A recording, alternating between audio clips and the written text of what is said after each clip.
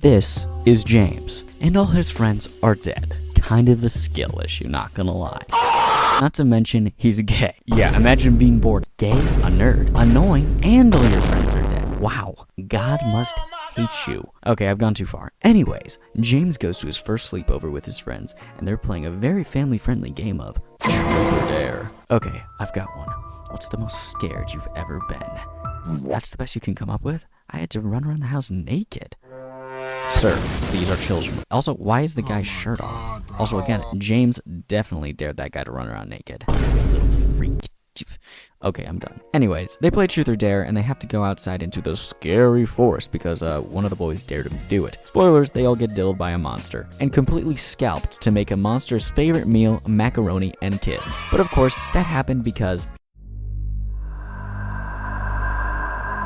this is Erica. She kills monsters. She just got done scooping brains with her machete in some random town when she gets a call to go to another random town called Archer's Peak in Wisconsin to kill some more monsters. The grind never ends, Erica, does it? Especially when you're working for a place called St. George, aka the House of Slaughter. To sum it up, Erica's a part of a secret cult called the House of Slaughter that can see invisible monsters and kills those invisible monsters. Where is this super secret scary cult headquarters, you ask? Chicago. Very inconspicuous, I know. Also, how are these people even able to kill monsters and go to these new locations when they have to go through Chicago traffic? They just get there to find out everyone's dead. But that's besides the point. I'm getting off topic. Anyways, Erica takes a shower, gets on a bus to Wisconsin, and is ready to brutally murder some silly little monsters.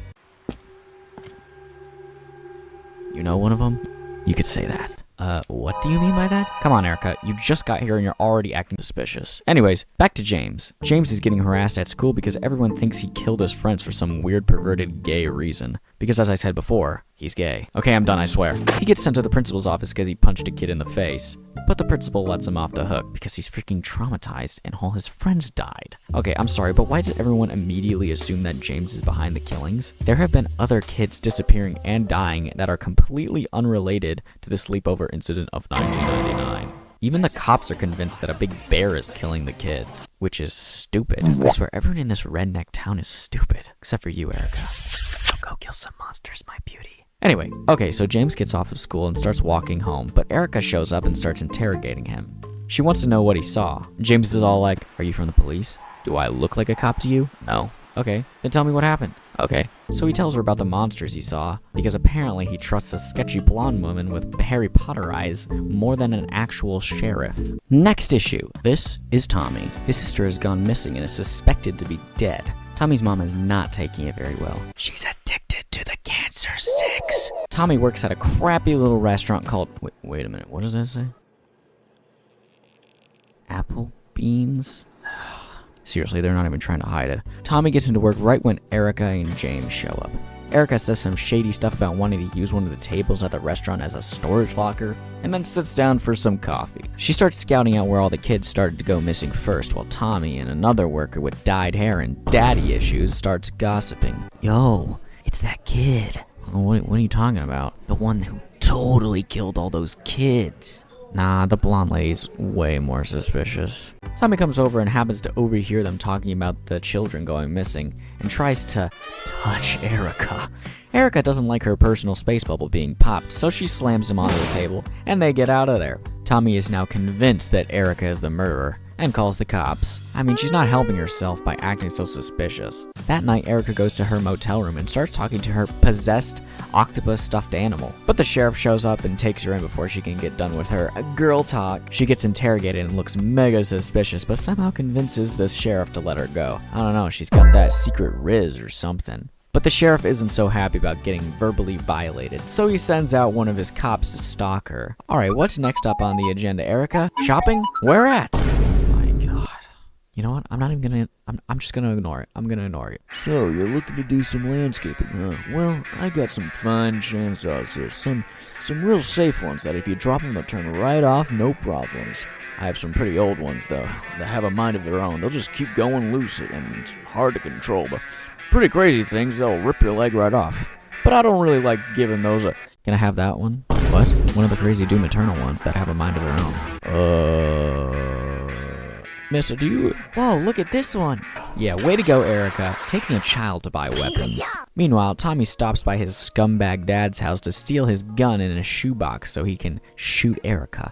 At this point, I can't even blame him. She's been acting completely suspicious. From dropping her machete right in front of him, talking about the missing kids, and looking up where they all went missing, her track record isn't looking good. Meanwhile, another kid's body has been found by the sheriff, while Erica and James are on their way to where the first kid went missing near the woods. Oh yeah, and they have a shopping cart full of Mad Max-like weapons. They find a cave with the ooey-gooey smell, so Erica decides to go in and have James wait outside. Ruh-roh, Raggy, that's a lot of corpses. Oh, and look, one of them's still alive. Ruh-roh again, Tommy showed up, and now Erica is looking astronomically sus while standing in front of the gore pit. Ruh-roh 3 times, the monster logged on and is ready to start racking up some kills. Since Tommy can't see the monster, he just sees blood spurting everywhere as Erica tries to use her special technique. Imaginary technique. Stab you in the head. Tommy is so confused that he tries to fire his gun and hits James by accident, who came inside trying to help out. Nice going, buddy. Should have stayed outside.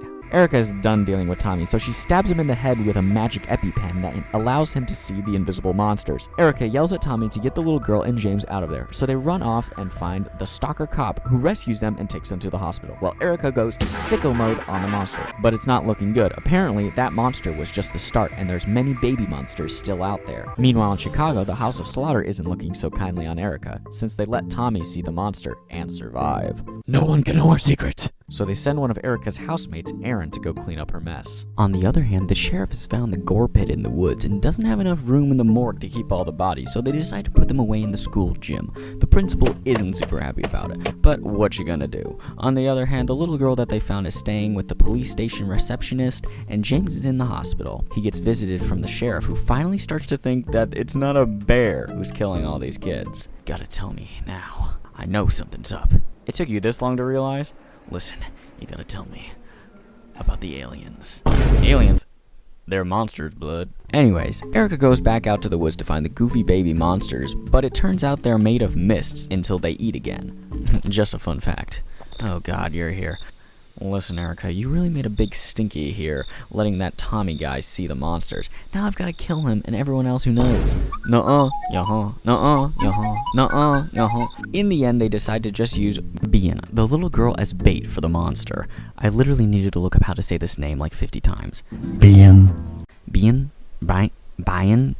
It's a weird name. But apparently John, the other police officer who saved them back in the woods, was spying on them and heard the whole conversation. When they get to the police station, they all meet up and have a standoff because John doesn't want the little girl to die. But neither does Erica, so she knocks out Aaron, tells John to take Bien and hide away for a while she goes to the hospital and find James, and make him bait instead. I mean, he wanted to help, didn't he? That's all to say that they need the monsters to eat someone before Erica can kill them, because otherwise, she'll only be swinging at air. Doesn't seem like she really knows what she's doing. Meanwhile, a crowd of sad parents and townspeople are all lining up by the school to see if one of the bodies is their kids. Tommy is there with his mom, until Tommy hears weird noises in the woods behind the schools, so he goes and investigates. Who could have guessed? It's the monsters, and they found a new appetizer to tide them over till the main course. Tommy tries to save one of the kids in the woods, but it's too late. He quickly calls his friend from earlier to find Erica and tell her the monsters are at the school. But then the sheriff shows up with his men and sees what happened.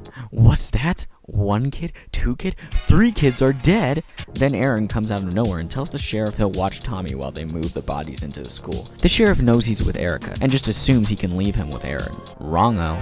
He gets drugged. Meanwhile, Erica, who is in the hospital convincing James to help her by being monster bait, finally eases up and admits to James that she has no idea what she's doing. She just doesn't want to see more people die, and she knows that the Church of St. George only cares about covering stuff up rather than saving people. But there's no time for that, Erica. You've got to kill more monsters. Tommy's friend finally arrives and tells her what's happening. Everyone rushes to the scene of the crime. Erica had a quick chat with the sheriff and leaves James there while she goes off to stop Aaron from killing Tommy and snap him out of his delusions.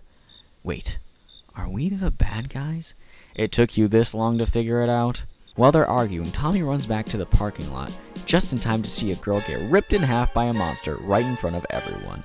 Erica and Aaron show up to kill the monsters, while the sheriff gets everyone inside the school to safety before more kids get diddled. Listen, Erica, you need to find James and get out of here.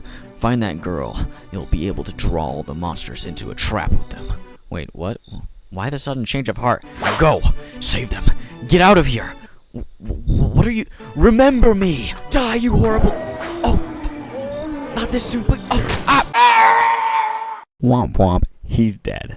Okay, we've hit the 10-minute mark. That means I gotta speed run the rest of this. Erica and James find a car and drive to John's house to find Brian, so Erica can lure the monsters to them to kill them.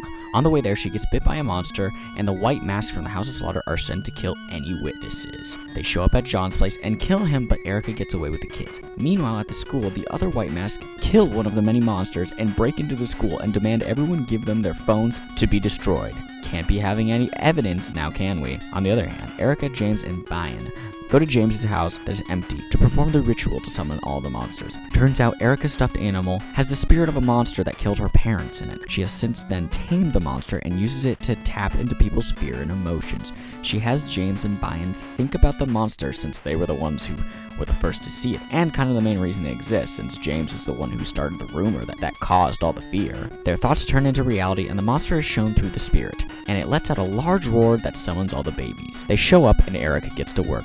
Once they're all dead, she calls the Church of St. George to call all the white masks off from killing the townsfolk. But what's done is done. Everyone saw what happened to that little girl. So Tommy comes up with a plan to make everyone think that he was the one who killed all the kids. So Tommy gets arrested, and no one else has to die. In the end, Erica saves the day, kinda, and leaves the House of Slaughter. She'll continue doing what she has been, but no longer restrained by the House of Slaughter. Since Aaron is dead, Eric is the last black mask and is a lone wolf now. But that doesn't mean that the Church of St. George won't be after her from now on. And that's pretty much it. Overall, it's a great story that's well written and definitely worth checking out. If you want me to continue making videos like these, please comment. And comment if you want to see more of this series, because there's plenty more of